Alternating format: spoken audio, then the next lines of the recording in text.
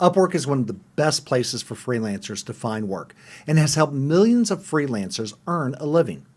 But they are a platform, and they are the ultimate deciders of who gets to use it, based on their terms and conditions. Platform risk is real, and unfortunately, today's guest just had their account suspended by Upwork. Harlan Rappaport is an email marketing specialist who started actively pursuing jobs on the platform in the fall of 2023. And things were going great for him, with lots of jobs being performed on Upwork. And along the way, he was chronicling his journey on X, formerly Twitter, under the handle The Fiverr Guy. But in late February of this year, things changed, ultimately resulting in his account being suspended. I think you will find his experience insightful. On a personal note, I started following Harlan on X when he first started to tweet about his experiences in Upwork back in the fall of 2023. Over the past several months, I've gotten to know Harlan, and I respect him, so I am biased in his favor. I also respect Upwork and appreciate the Herculean effort their trust and safety team goes through in protecting both users and the company. My hope is that by sharing his story, we can all review our processes so that we can improve the experience on Upwork for everyone. Let's talk to Harlan.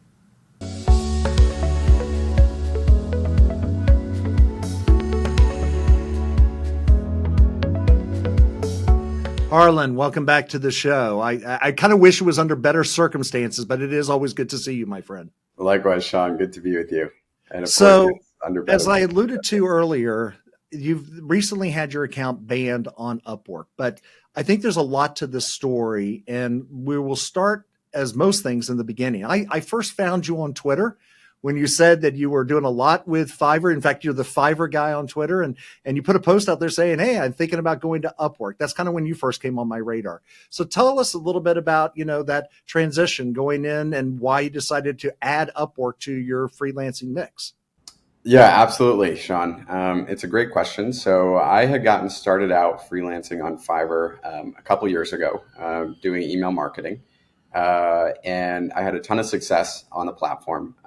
It kind of, slowly ramped up over the course of years to the point where, it got big enough that I could dedicate my full time and attention to it. And I had a ton of success there. And in doing so, I wanted to actually make a Twitter to talk about it, connect with other freelancers, and kind of see if there was anyone else out there with similar experiences. And so in May of 2023, I, created the Fiverr Guy Twitter account and started posting and following people. And almost immediately, I didn't see too much of a Fiverr presence, but every freelancer was absolutely crushing it on Upwork. And I was like, what's this Upwork thing? I looked at it years and years ago, but I never really gave it a good shot. And so after, months of seeing, Morgan and Evan and all the other top freelancers over on Twitter killing it on Upwork, I was like, you know what, I got to give this thing a shot for myself. And so in November 2023, quite literally starting from zero, I embarked on my Upwork journey, you can call it. So I had already had an account from years prior, but I reactivated it and kind of got going, submitting proposals, doing jobs. And frankly, it went really well. I was going at it, every single day pretty much for 7-8 months up until, last week when my account was ultimately banned. But I was submitting, 5 to 10 proposals per day to start, eventually 10 to 15, winning lots of jobs, having, large ongoing clients, contracts with clients, and everything was going great, to the point where just last week I actually crossed, 50,000 in total earnings since starting that journey. And, all of it is documented on Twitter for other freelancers to follow along, get inspired, hopefully learn a thing or two. And so overall, it worked out great. The transformation from Fiverr to Upwork, or Fiverr in addition to Upwork. And, I was having a great experience. Yeah. And you had generated, I mean, when your account actually got banned, you had ongoing contracts, hourly contracts, you had some fixed clients. I mean, it Yeah. wasn't like you were submitting a lot of proposals and then not doing actual work on Upwork. You were on Upwork and actively, pursuing clients on the platform. Oh yeah, I was fully in the platform every single day, hours per day. At the time last week when I was banned and all my contracts were ended, I had I think 16 to 20 active hourly contracts. I had a couple of fixed price contracts, including a fixed price retainer that renewed every month. And so I was in the platform all day, every day, doing client work. It wasn't like I was just submitting proposals and then ignoring the platform. That was not the case at all. Correct. In total, I think I did 65 total jobs, had 500 plus hours on the platform. Again, that's all since I just got started here in November. Yeah, and you were good. You were on your way to getting over 100,000 on the platform.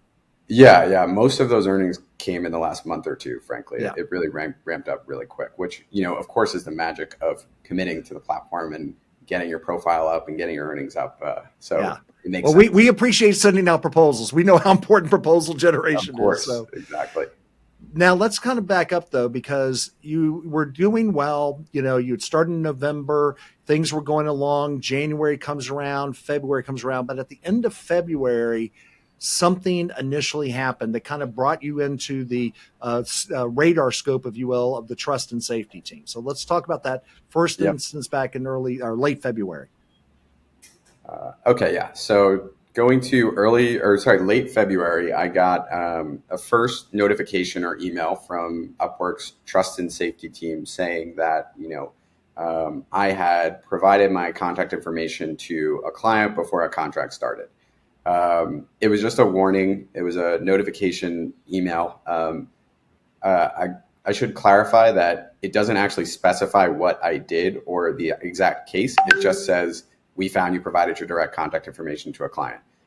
So I remember at the time being pretty confused because I didn't actually think I provided my contact information to somebody before starting a contract. And I almost thought it was an error.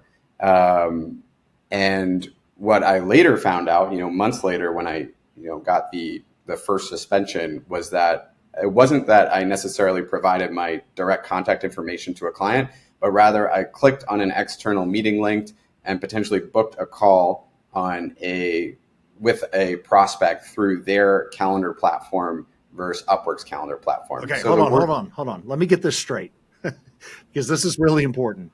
Yeah. You're coming up and they're messaging you on platform, right? They say, let's meet, and they put in a Calendly link, right? Which is very common, by the way, because unfortunately on Upwork, it's not always clear and obvious how to, do calendaring, et cetera. And to be fair, a lot of clients don't want to do that. They're like, this is my calendar. I don't want to set up a whole new thing. So you clicked on the link, but did you actually fill in the form? In other words, did you share your contact information? So in this first instance, I believe I actually completed the form. In all honesty, I believe I completed the form. We probably met. Frankly, I don't even remember who it was, or the contacts, or if we actually met. But I do believe I clicked out the form thinking it was normal. I was pretty ignorant in regards to the terms of service at this point. I was a newbie on the platform, and yes, I'm pretty sure I just clicked it and booked the call. What I can say with confidence is that after that call, this looks a little stupid because I actually have no idea if we met or not. But like what I can say is like, I didn't work with this person on or off Upwork at any point is what I'm trying to say. There was at no point did I book a call and then take the client off the platform is what I'm trying to say. Had the call went well and we were a good fit, we would have worked together on the platform. But frankly, this was so long ago and I was submitting so many proposals at the time that I don't even remember the actual case. All right.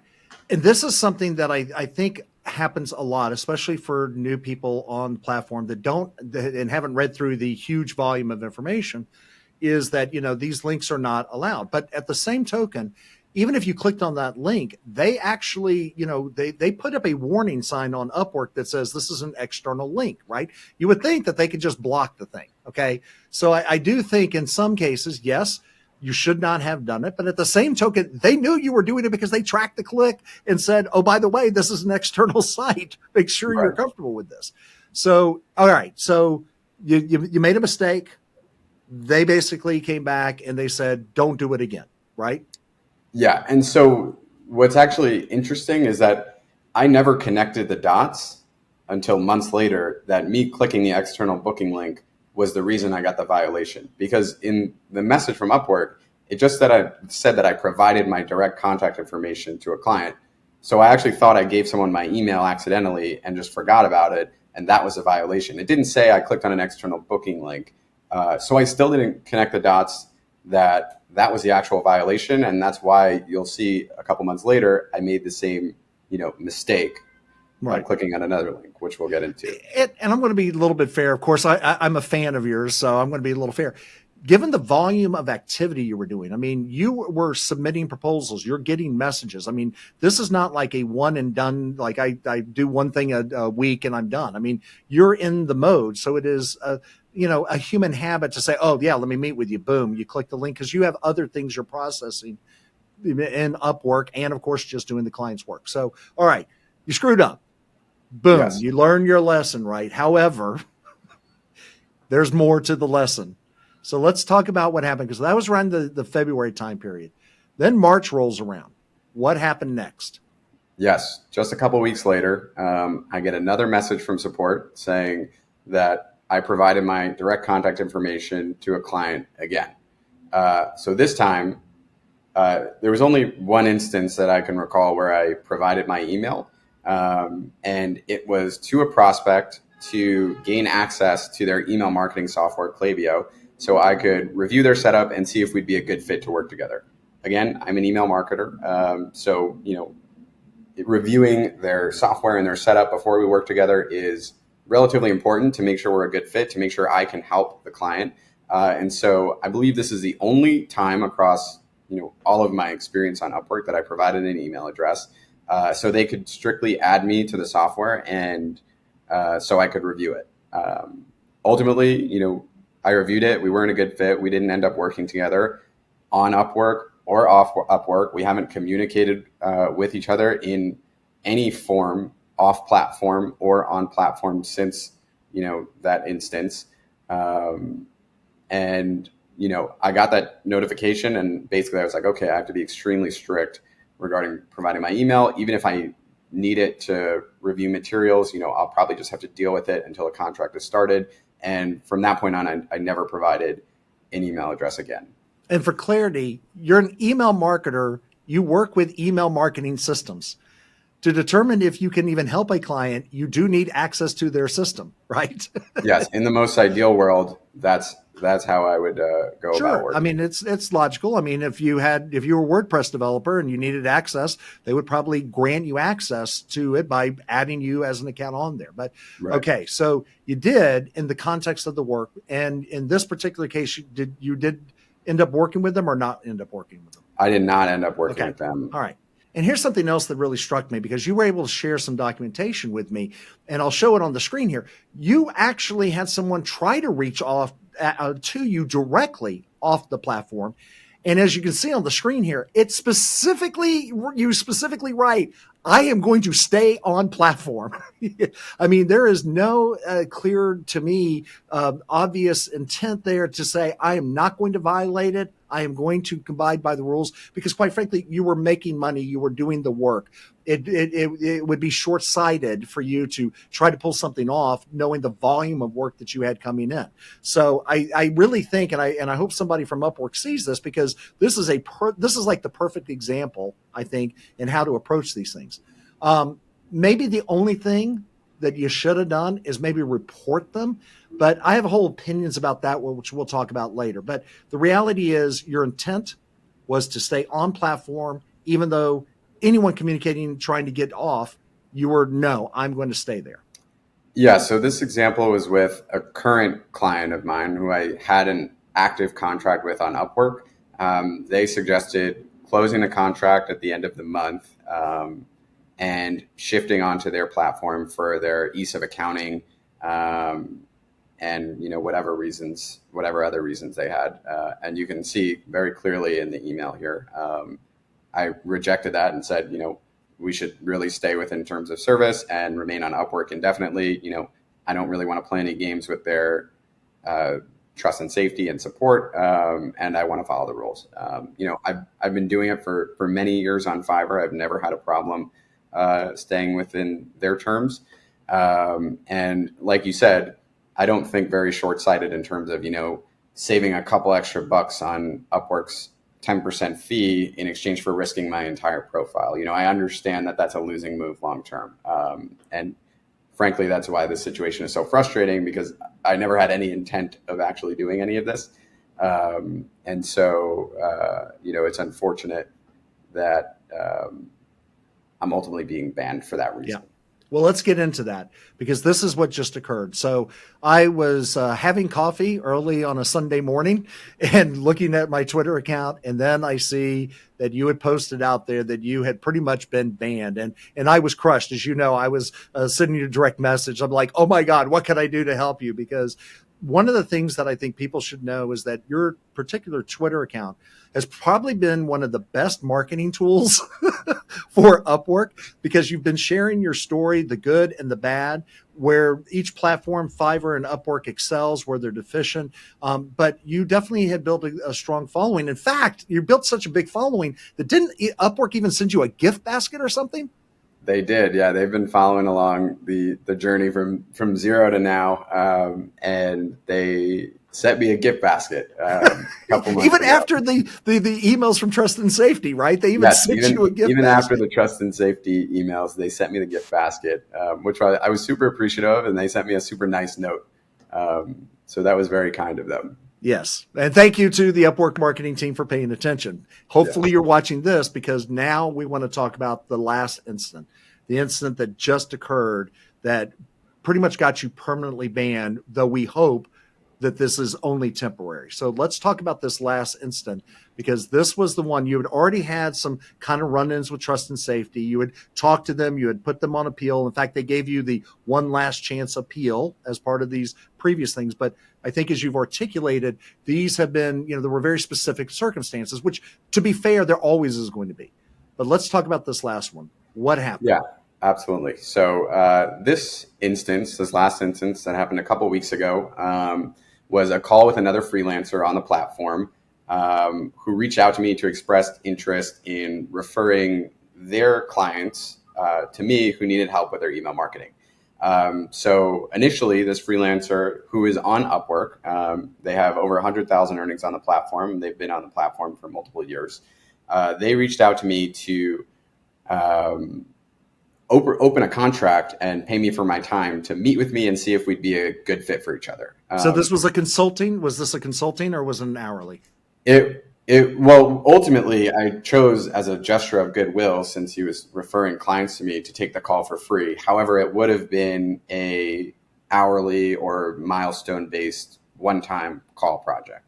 Got it. So it would have been how much an hour? 120 something? I wouldn't have charged him more than $50, because there's mutual benefit here. Mutual benefit. And by the way, for people that don't know, there was, I think they removed this feature, but they did have a feature in Upwork to message and communicate with other freelancers specifically for this purpose, specifically so that you could collaborate with other freelancers in the platform that you connect with, but they removed that feature. I don't find it anywhere, but they used to have that where you could talk to people. So in lieu of that, you said, look, hey, we're trying to work and find a way to work together on the platform.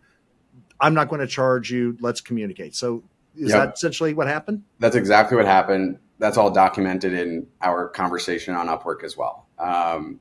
Obviously, this turned out to be a very large mistake, because if we just open a contract for $50, then technically this all would have been within Upwork's terms, and it wouldn't have been a violation, and I wouldn't be here today. But alas, I sent him my Upwork Zoom link. I didn't charge him. And we met very briefly for about 30 minutes. He walked through his services and his clients and his ideal client base, and I did the same for my services. And then at the very end of the call, he offered, unprompted, his phone number to keep in touch and send me some info. All right, hold on. You're on a Sure. Zoom call on Upwork. So you know it's being recorded by Upwork. Yes. And he mentioned his phone number unprompted. Yes. And what happened after that? So he mentioned his phone number and he said he wanted to send me some information, and I took down his phone number. So there's the mistake. There's the mistake. And so I took it down. I should have rejected it on the spot, which I understand now. But there are a couple of reasons. I don't think the alarm bells didn't ring off in my head. Mainly, the reasons are twofold. One, this was not a client or a prospect, right? This was another freelancer on the platform, a colleague pretty much. And we weren't really discussing working together directly at all. And we had no plans to work together directly. We were just discussing referring clients to each other on Upwork. The second reason being, this freelancer is on Upwork. He has over 100,000 in earnings. He's been on the platform longer than I had. And I think I was kind of laid back and trusted his judgment here and kind of just let the call happen as if it was a normal call. And, I wasn't kind of searching for TOS violations in my head pretty much. So I was lax. I recognized that was a mistake. And basically he sent me his phone number. Okay. Was he banned? So no. Okay. Wait. Whoa. Let's back up on this one. You're on a recorded Zoom call via the Upwork platform to discuss how you guys can collaborate with each other on platform. Yes. Unprompted, he provides you a phone number so that you guys can talk further. And then at that point, you basically write down the number, right? Exactly. and that's essentially what happened. That was the extent of our engagement. And he, as the initiator of that information exchange, was not banned. So not only was he not banned, but obviously I reached out to him because as soon as I recognized that, I was banned because of this call, I reached out to him and said, "Hey, did you hear from Upwork? Because I just got banned from this." Wow. And not only was he not banned, but he didn't even receive any notification from Upwork that he violated the terms of service. So okay, I got to repeat this. I'm sorry. This is kind of, my head's exploding here.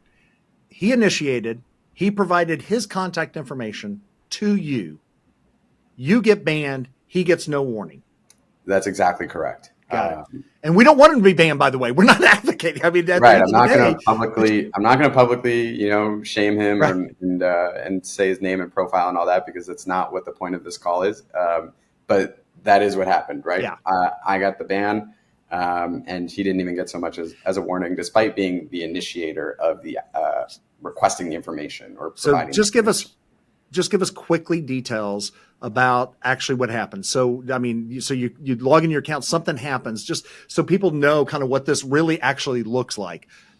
Yeah, absolutely. And I can send you a screenshot of my dashboard now as well. But basically 7 p.m. on a Friday, just as I'm about to head out to dinner, I see an email in my inbox. Your account has been banned.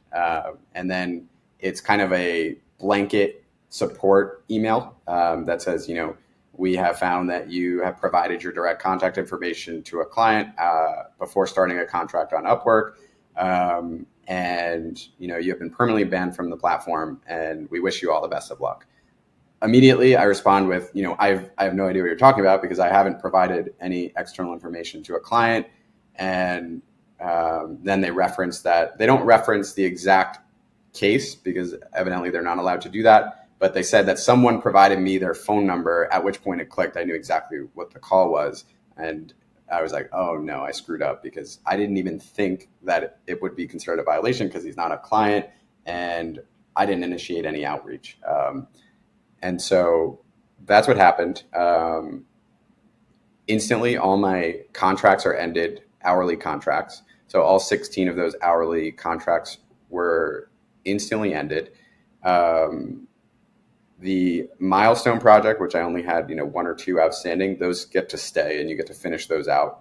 The ones that are currently active. So any, for example, my retainer-based projects were shut down because there wasn't an active milestone for it, even though I was going to renew the following day on June 1st. But anyway, all the contracts are ended. All my messages are deleted with clients. So I can't read any message I've sent to any client. And then ultimately what ended up happening about an hour later is that all the messages themselves were deleted as well. So I couldn't even get in touch with prior clients at that point. However, I ended up finding out that if I clicked into my old contract and tried to message them that way, that was how I was able to kind of join the room again and give them a heads up. But any client with it not an active client or prospect without an active contract was gone. So I have no way of obviously getting in touch with them. So yeah, obviously I followed an appeal immediately explaining, the context of that situation and the other situations, which I had done, just a month ago on the last ban. And I pretty much got the same blanket response from support. And then only this time they mentioned, we're probably not going to respond to you anymore. And so I responded again with even more detail and did not hear anything. And so as you've seen over the past couple of days, I kind of tweeted up a storm trying to get someone's attention at Upwork to maybe point me in the right direction, get the case reviewed a little more holistically, and have been struggling, since. I basically haven't heard from the Upwork team on social media at all, frankly. I'm curious, did they give you your money back for Connects? No, I don't believe so. That's just okay. Curious about that. There wasn't much left. That's okay. But still, yeah, just saying. Well, but, what do you want to have happen? I mean, I will say that the Twitter community, or the X community, I guess is what we call it now. I follow almost all the same influencers that you do, including you. And, obviously many of them have chimed in support and asking for Upwork's reconsideration. But, really, what do you want to have happen? What do you think should have been, and what would you like to have happen? Yeah, I mean, obviously, I would like to appeal the decision again, and of course, have my account unbanned and be given another chance on the platform. But really, at this point, what I'm looking for is just to have a set of eyes look at the situation holistically. Context is super important. Realize that in none of these violations, one, did I have any actual intent of bringing anyone off the platform? Two, in none of these violations did I actually initiate any sort of contact off the platform, right? It was always other people sending me links that I incidentally clicked on. It was someone else providing me their phone number. It was me trying to access someone's software. So in none of these cases did I have any intent of actually bringing someone off the platform. And in none of these cases did I actually initiate any of the external outreach. So I feel like that's pretty important context in the situation, and is getting pretty overlooked by the trust and safety team. So really, at the end of the day, I'm looking, to get a holistic review of the situation. Look through my Twitter, see what I've done over the last 8 months. Look at my activity on Upwork. Look at my hours on the actual computer on Upwork if you can. Like, clearly, I'm not really sending people off the platform, because I spend all day on the platform right now. Like, I've been grinding for 8 months. So just give it a holistic, human view. Intent matters, and kind of review the situation given all this context. Because right now I feel like from the trust and safety team, they're very clearly listing out, okay, on February you did this, on March you did this and that, and because of this you are banned. And that obviously lacks context. And so really just a fair review is what I'm asking for, whether that's through a phone call or, someone doing it independently. That's fine. Yeah, I'm going to push back just a little bit, because Upwork has every right to dictate the terms of service. And to be fair, they deserve their percentage. They have created up an absolutely great platform for people like you to find work, to benefit from that, and they take their cut. That's completely reasonable. On top of which, it is completely reasonable that they don't want you just to troll out there and then suck all that work away from them so they don't get their cut, which you clearly were not. You were clearly engaged on the platform, which I do think your case is a little different. Also, to be absolutely fair, you were on their radar. I mean, there's no question. And Yeah. if I'm working in trust and safety, dealing with the millions upon tens of millions of freelancers on the platform, I am seeing probably some of the worst bad actors ever. And trust me, I've hired enough people on Upwork that I've run into those bad actors.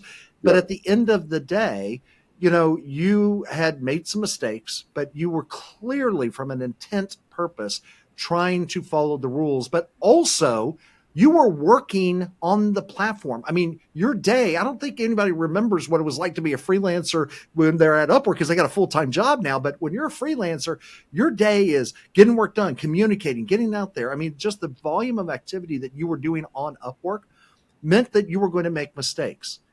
Also, I think their process, and they did follow the rules of their process, but at the same token, maybe it would be better if there was another holistic approach for specific cases, right? Not necessarily the, you know, generic, hey, we just reviewed it, you're banned, but something more of an omnibudsman, if you will, that kind of takes a look at the cases in total and tries to be Solomon in splitting them and how they work. But the downside of all this, and this is kind of where I think everyone gets hurt, one of the leading voices online advocating for other freelancers to be on Upwork, who had started their process, had made some mistakes, and now has no recourse to move forward.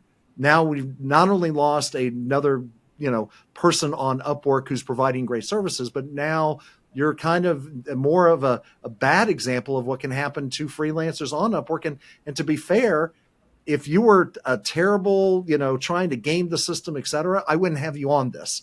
But as everyone on Twitter who has actually worked with you or experienced you know, you're someone of integrity who is trying to follow the rules while you're earning a living. And in doing so, there has to be, we hope, some consideration. But I am biased. So I am Team Harlan. I'm like, you know, set Harlan's account free. Me too.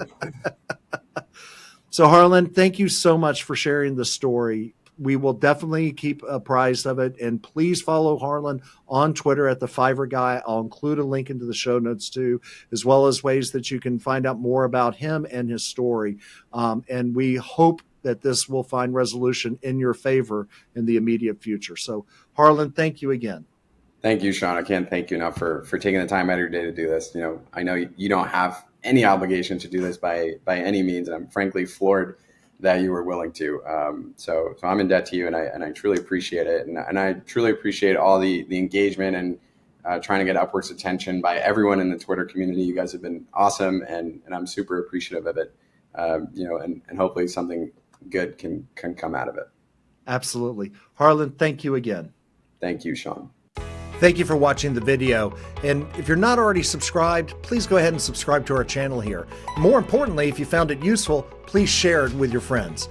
And one more thing, if you're looking for some great tools to help you succeed on Upwork, go check out Pouncer.ai. We think you'll like it.